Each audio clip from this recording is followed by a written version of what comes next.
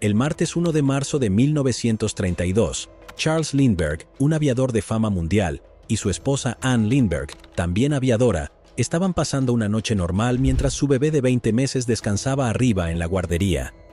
En su casa de Hopewell, el personal del hogar había terminado su trabajo y la enfermera del niño entró en la habitación del bebé para ver cómo estaba.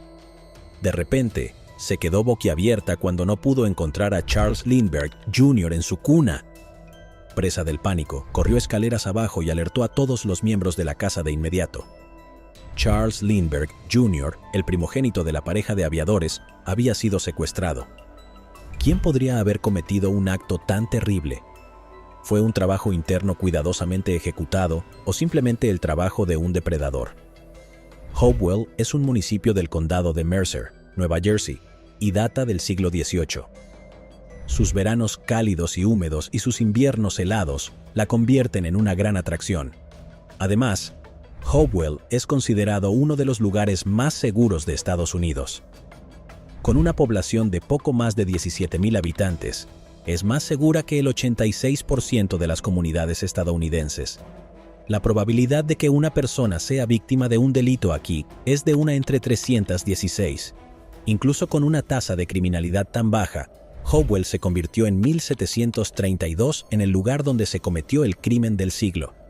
Literalmente, se convirtió en la ciudad donde secuestraron a Charles Lindbergh Jr.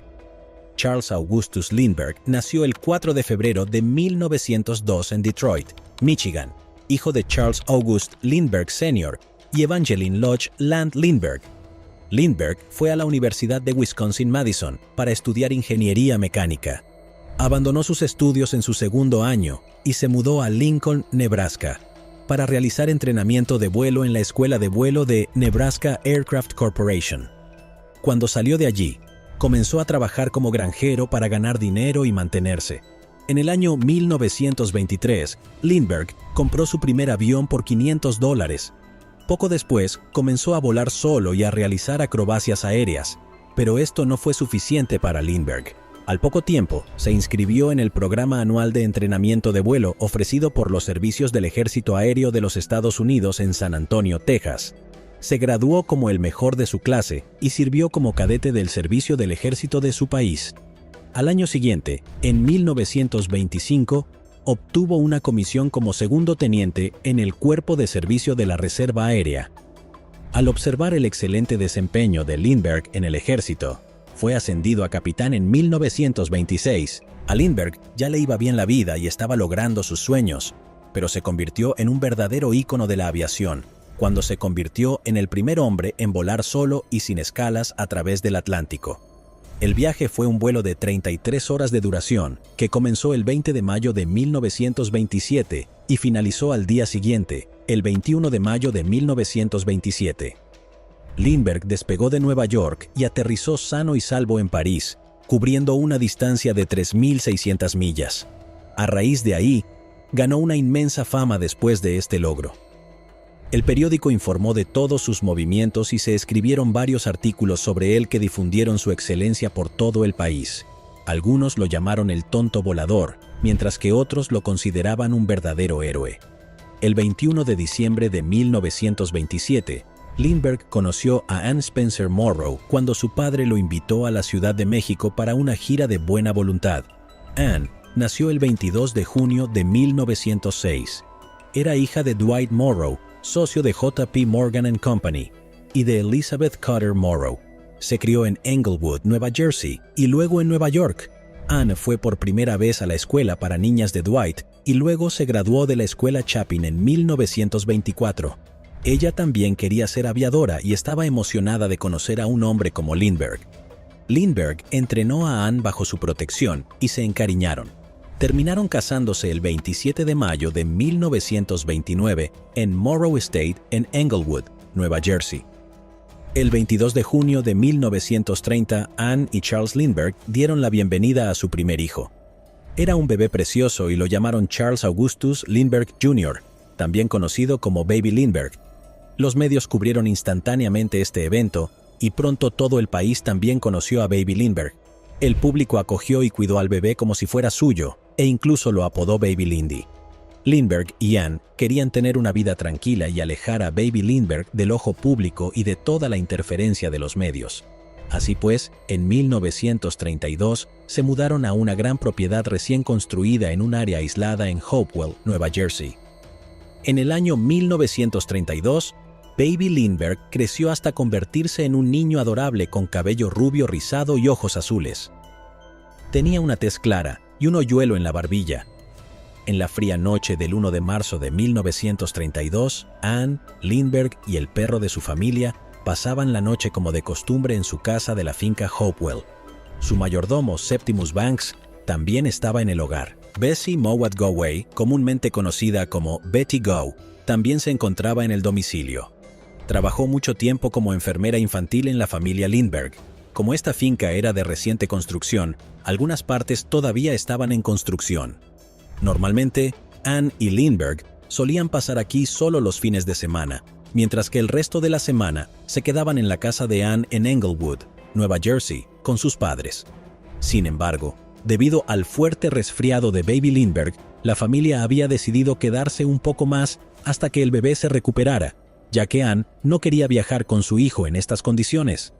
Alrededor de las 10 de la noche del 1 de marzo de 1932, Betty le preguntó a Ann si tenía al bebé Lindbergh con ella.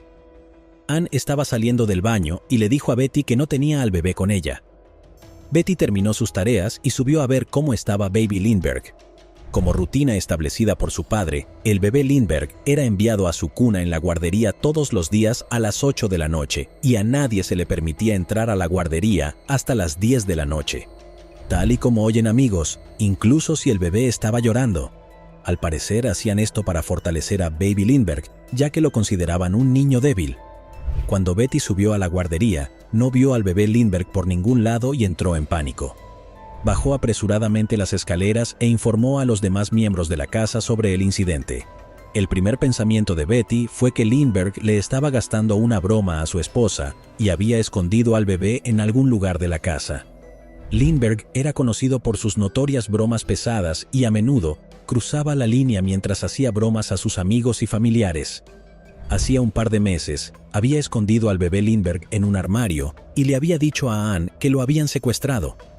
Ann y los demás miembros de la familia permanecieron en un estado de ánimo perturbado hasta que Lindbergh sacó al bebé que había escondido en el armario durante horas.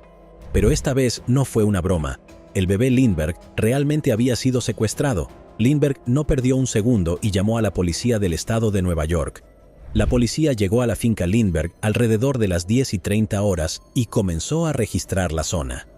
En la guardería, que estaba en el segundo piso, el propio Lindbergh encontró una carta de rescate del secuestrador dirigida al coronel Lindbergh. A unos 70 pies de distancia de la casa, se encontró un par de escaleras improvisadas recientemente construidas a lo largo de la vía de servicio. La escalera estaba dividida en dos partes para poder transportarla fácilmente. La escalera también había dejado marcas en la pared del lado derecho de la ventana de la guardería. La policía dedujo que estas marcas se hicieron durante el ascenso o el descenso, cuando el secuestrador subía o bajaba de la guardería. Uno de los dos tramos de la escalera tenía una hendidura en la unión con el otro. Esto indicó que la escalera debió romperse mientras el secuestrador accedía a ella. Al mirar la escalera, era evidente que su creador poseía habilidades mecánicas y de carpintería, ya que la escalera fue diseñada para retraerse para un uso eficiente. En el interior de la guardería había restos de barro en el suelo. También se encontraron un par de huellas debajo de la ventana de la guardería, pero eran imposibles de medir. Esto llevó a la policía a la zona embarrada fuera de la finca donde había huellas que se dirigían en dirección opuesta a la casa.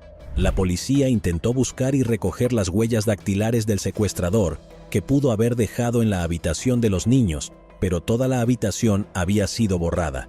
La guardería no tenía huellas dactilares, ni siquiera las que deberían haber estado allí, como las del bebé, las de Ann, las de Lindbergh y las de Betty. Pronto los medios también llegaron a Lindbergh Estate y cubrieron todos los detalles. La noticia corrió como la pólvora y el incidente se hizo público en todo el país. La policía inició la investigación de inmediato y el caso fue su máxima prioridad. Inicialmente, la policía estaba segura de que el secuestro era un trabajo interno y que alguien que conocía a la familia Lindbergh estaba involucrado. ya que el secuestrador sabía muy bien dónde estaba la guardería y a qué hora estaría solo el niño. Primero interrogaron a las personas que estaban presentes en la casa cuando tuvo lugar el secuestro, y luego a las personas que sabían de la inesperada estancia prolongada de los Lindbergh en su finca Hopewell. Mientras Betty Gao, la enfermera del niño, y Septimus Banks, el mayordomo, cooperaron mucho durante el interrogatorio, Violet Sharp, la criada de los padres de Ann Lindbergh, actuó con arrogancia y alteró su historia varias veces. Violet Sharp era una chica vivaz que a menudo disfrutaba de la compañía de los hombres. Durante el interrogatorio, Violet declaró que estaba en el cine con un hombre la noche del secuestro. Cuando se le pidió que nombrara la película que había visto y el hombre con el que estaba, no podía recordarlo. Más tarde dijo que otra pareja había estado con ellos, pero tampoco recordaba sus nombres.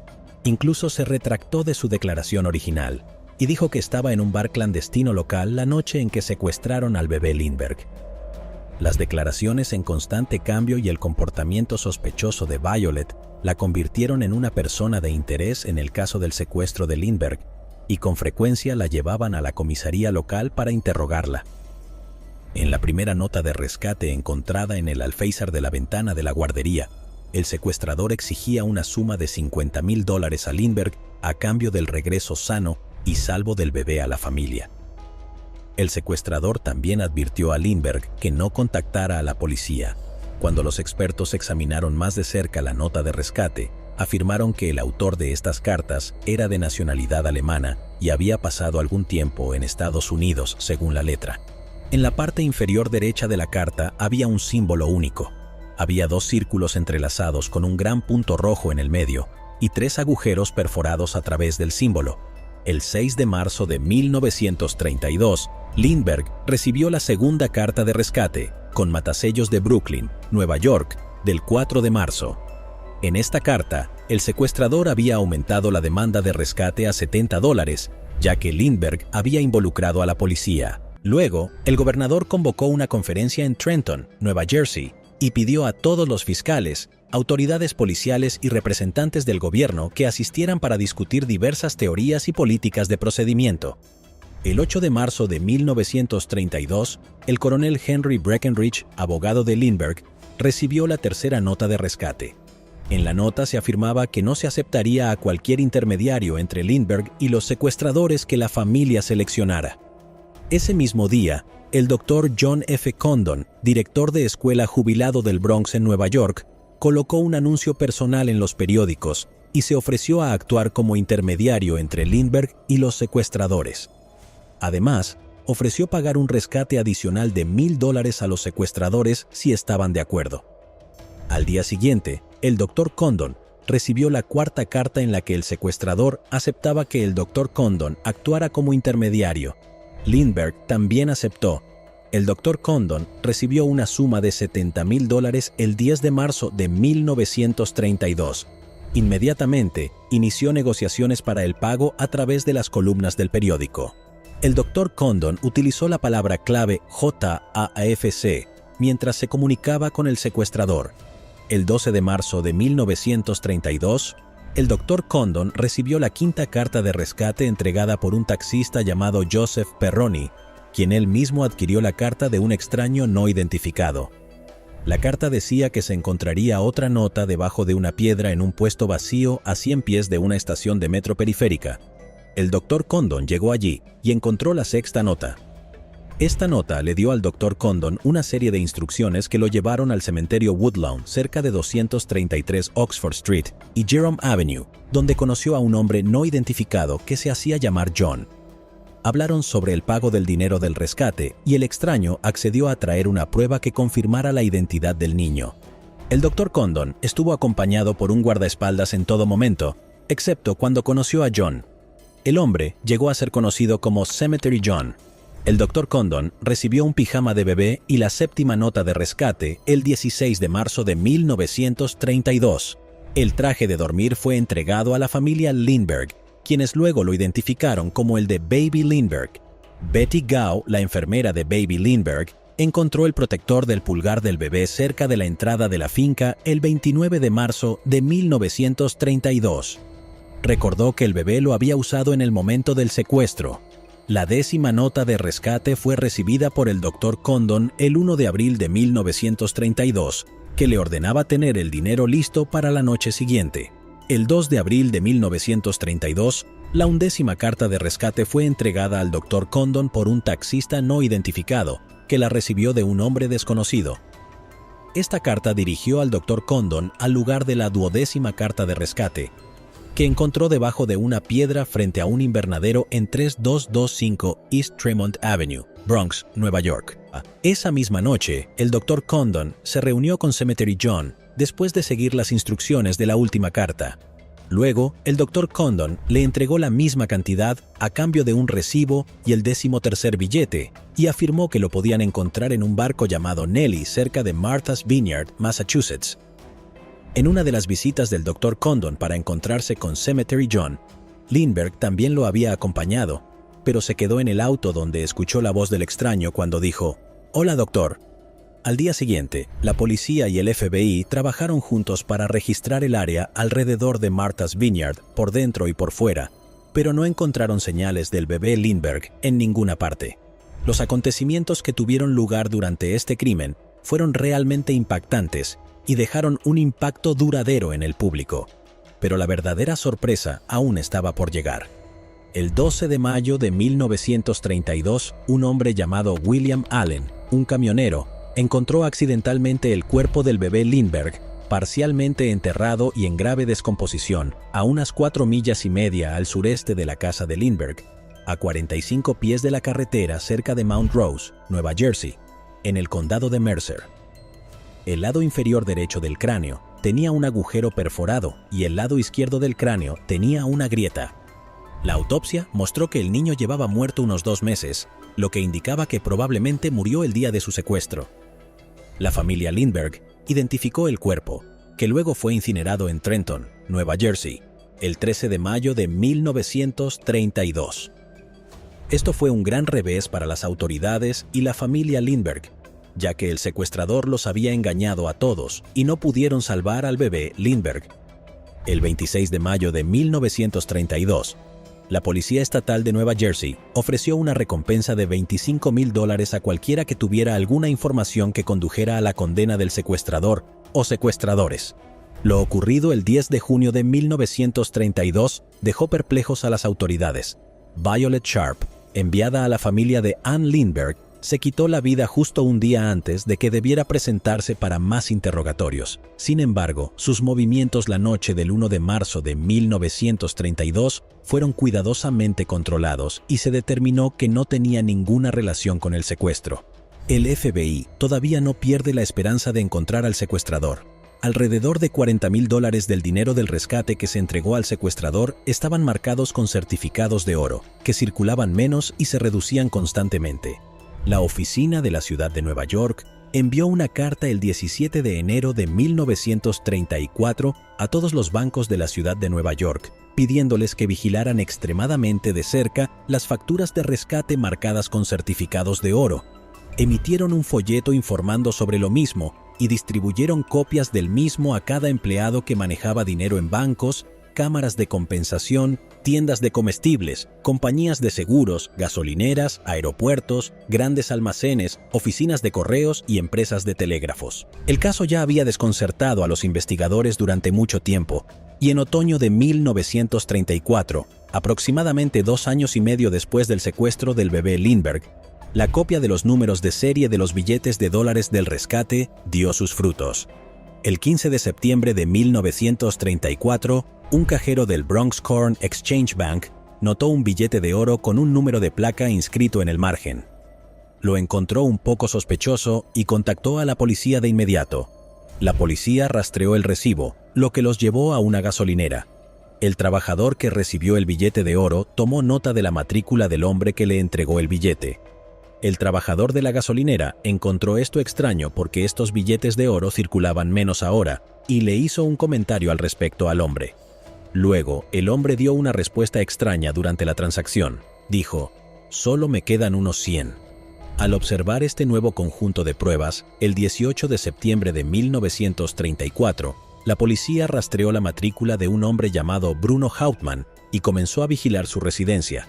Bruno Richard Hauptmann nació el 26 de noviembre de 1899 en Koblenz, una ciudad cerca de Dresde en el Reino de Sajonia, que era un estado del Imperio Alemán.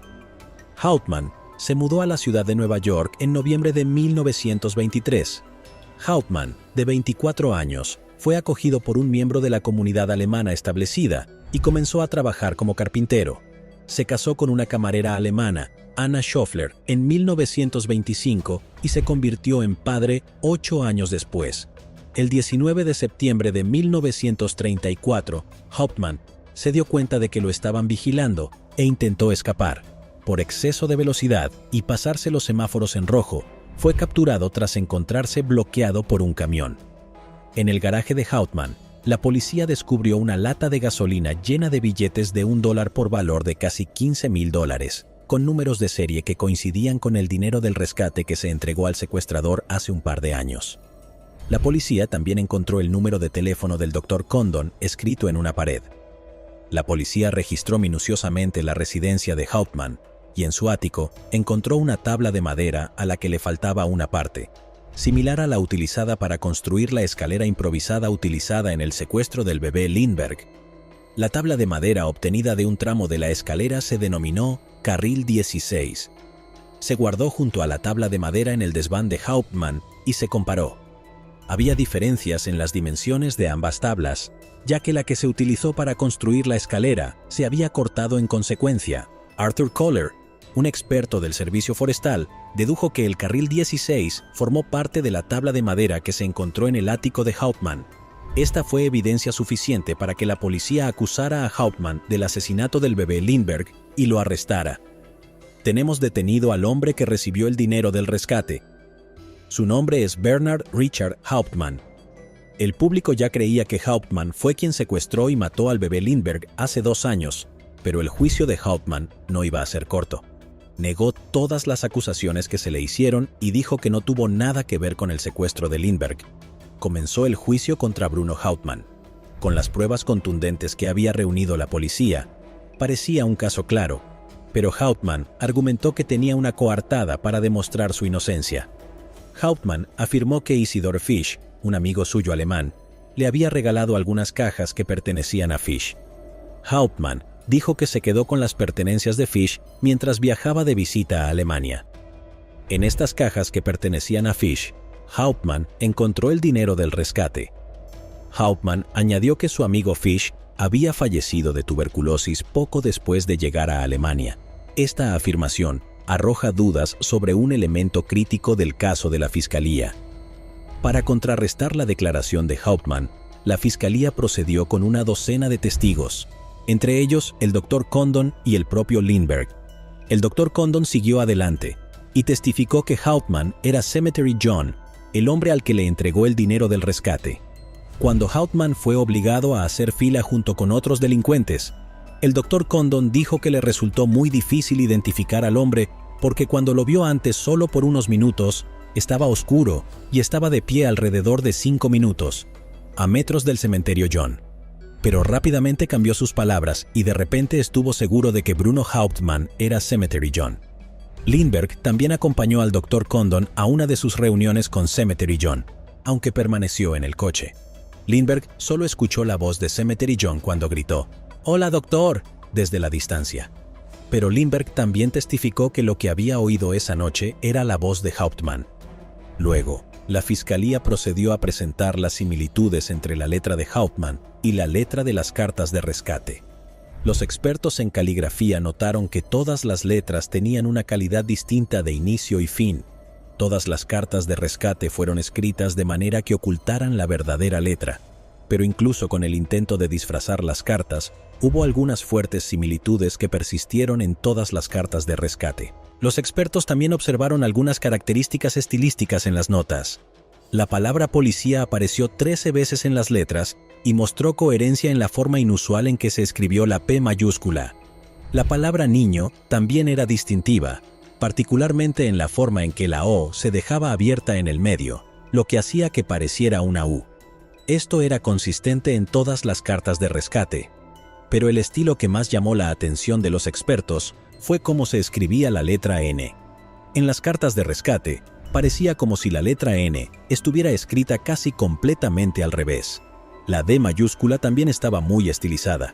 Estas coherencias y el intento de disfrazar las cartas llevaron a los expertos a la conclusión de que todas las cartas fueron escritas por la misma persona, y que esa persona era probablemente un hablante nativo de alemán.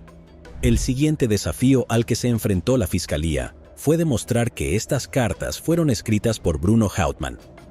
La policía comenzó a comparar el diario de Hauptmann y las cartas de rescate una al lado de la otra, y notó que la palabra barco estaba mal escrita como presagio tanto en la carta de rescate como en el diario de Hauptmann. Otras similitudes entre el diario y las letras, como la O abierta, la N invertida lateralmente y la D muy estilizada, hicieron que todos los dedos señalaran a Hauptmann. Aunque todas las pruebas respaldaban el hecho de que Hauptmann estuvo involucrado en el secuestro de Baby Lindbergh, Hauptmann mantuvo su inocencia. La esposa de Hauptmann, Anna Schöffler, incluso hizo públicas sus declaraciones para luchar por la inocencia de su marido. Afirmó que conocía a Hauptmann desde hacía mucho tiempo y que él nunca podría haber secuestrado a un niño, y mucho menos lastimarlo. La policía descartó la sospecha de que alguien de dentro también estuviera involucrado en el secuestro de Baby Lindbergh al no poder encontrar un sospechoso potencial. Aunque nunca hubo ninguna evidencia creíble que vinculara a Hauptmann con la familia Lindbergh, Hauptmann fue acusado de asesinato en primer grado, secuestro y extorsión en 1936. Las autoridades ofrecieron evitar la pena de muerte de Hauptmann si mencionaba a sus cómplices. Nunca lo hizo y siempre afirmó ser inocente. El jurado lo declaró culpable y el 3 de abril de 1936, Hauptmann fue ejecutado en la silla eléctrica en la prisión estatal de Nueva Jersey. La esposa viuda de Hauptmann hizo que 2 pastores celebraran un servicio conmemorativo privado en alemán para él y cremaran su cuerpo. Bruno Richard Hauptmann fue a la tumba manteniendo aún su inocencia. Décadas después de que Hauptmann fuera acusado y ejecutado por el secuestro y asesinato de Baby Lindbergh, comenzaron a surgir algunas teorías durante los años 80 y 90. Esto le dio un nuevo giro a la historia. Los investigadores y teóricos volvieron a examinar el caso desde un nuevo ángulo que mostró un panorama completamente diferente. Esta teoría colocó al propio Lindbergh como el principal sospechoso del secuestro de Baby Lindbergh. Cuando tuvo lugar el secuestro, la policía y los admiradores de Lindbergh quedaron cegados por la personalidad heroica de Lindbergh para siquiera pensar en él como sospechoso. Los investigadores observaron de cerca la vida y la personalidad de Lindbergh y notaron que la policía pasó por alto muchas señales de alerta al investigar el caso de secuestro. La noche del secuestro, se suponía que Lindbergh estaba en Nueva York para una cita para dar una conferencia, pero no acudió. Afirmó que se olvidó del evento y no pudo informar a nadie al respecto. Esto era muy diferente a Lindbergh, ya que normalmente era muy organizado y puntual. Durante la investigación, cuando el FBI intervino para hacerse cargo del caso, Lindbergh no apoyó completamente su oferta y se aseguró de estar completamente a cargo de la investigación. Más tarde, cuando la policía sospechó que el secuestro podría haber sido un trabajo interno, Lindbergh inmediatamente descartó la teoría sin pensarlo 2 veces. Lindbergh incluso hizo uso de métodos poco ortodoxos que iban en contra del protocolo policial para encontrar a su hijo. Contrató a un mafioso local llamado Mickey Roster, dándole una copia de la primera carta de rescate encontrada en la guardería de Baby Lindbergh. Al enterarse del caso, el infame gángster Al Capone, que cumplía condena en una prisión federal, se ofreció a ayudar a cambio de una sentencia reducida. La oferta de Al Capone fue cortésmente rechazada.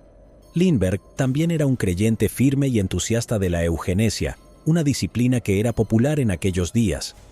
La eugenesia fue un uso teórico de la biología y la reproducción para producir una raza humana superior. Se afirma que solo se debe permitir la reproducción a los especímenes más aptos de la humanidad. Lindbergh se creía poseedor de esos genes y fue uno de los primeros partidarios del programa de eugenesia de Hitler. También se demostró que Lindbergh mantenía otras 3 familias, 2 en Alemania y una en Suiza. Con 3 mujeres, había tenido 7 hijos a quienes había ocultado su identidad por seguridad. Los registros médicos mostraron que el hijo de 20 meses de Lindbergh, Baby Lindbergh, tenía un caso moderado de raquitismo. Algunos de los dedos de sus pies se superponían e incluso necesitaba ayuda para levantarse. Su fontanela, el área abierta del cráneo del recién nacido que es flexible y se cierra en los primeros meses del niño, todavía estaba abierta. Al bebé Lindbergh se le administraron grandes dosis de vitamina D y se le obligó a tomar una siesta diaria bajo una lámpara solar. Además, Elizabeth Morrow, hermana de Anne Lindbergh, sufrió enfermedades mentales durante la mayor parte de su vida. Lindbergh conocía este hecho y actuó como otro golpe contra la genética de su débil hijo. Esta teoría concluyó que Lindbergh hizo mal uso de su poder para encubrir sus propias acciones y convirtió a Hauptmann en el chivo expiatorio al alterar los hallazgos de la investigación dirigida por él. Lindbergh creía que su hijo era físicamente inferior y quería que lo sacaran, especialmente cuando Anne se encontraba en las primeras etapas de su segundo embarazo. Esto parecía una oportunidad para Lindbergh de criar a un niño más apropiado y físicamente superior. Esta teoría también sospechaba que Lindbergh y Violet eran cómplices del secuestro del niño. Si bien Lindbergh decidió quedarse en casa esa noche para asegurarse de que nadie entrara a la guardería mientras Violet se llevaba al bebé con ella, todavía no estaba seguro de si Lindbergh tenía la intención de matar a su hijo o no. Otra teoría que involucró a Violet sugirió que ella podría haber sido cómplice y amante de Hauptmann. Dado que el secuestrador sabía exactamente dónde estaba la guardería, se sospechaba que había ayudado a alguien que conocía a la familia y la propiedad Hopewell. Sin duda, Violet era una de las pocas personas que sabía que el niño estaría en Hopewell esa noche. También conocía la distribución de la casa y la ubicación de la guardería. Violet tenía mala reputación debido a sus aventuras con varios hombres y se sospechaba que tenía una relación con Hauptmann, quien, a pesar de estar casado, no rechazaría la oportunidad de mezclarse con otras mujeres.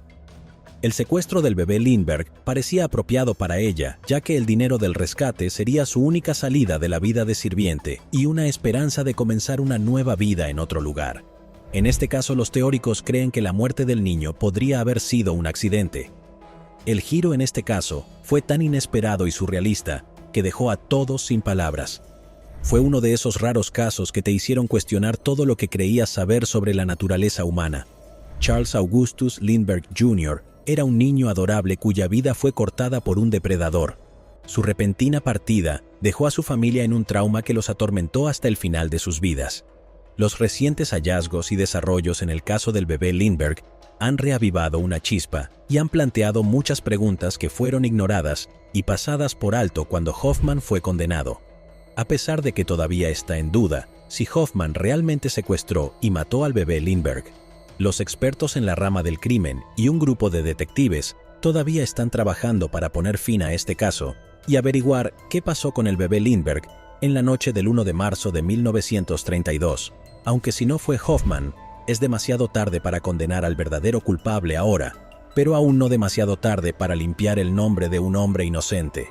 El caso del bebé Lindbergh estaba lleno de giros y vueltas que mantuvieron a todos en el borde de sus asientos y sigue cautivando al público y desafiando a los investigadores hasta el día de hoy. ¿Hoffman fue realmente el que secuestró y mató al bebé Lindbergh, o era simplemente un chivo expiatorio fácil para alguien más poderoso? ¿El crimen fue ejecutado por una sola persona, o tenían una pareja que nunca fue condenada? Llegados aquí, ¿acaso no has visto este otro crimen? Yo no me lo perdería,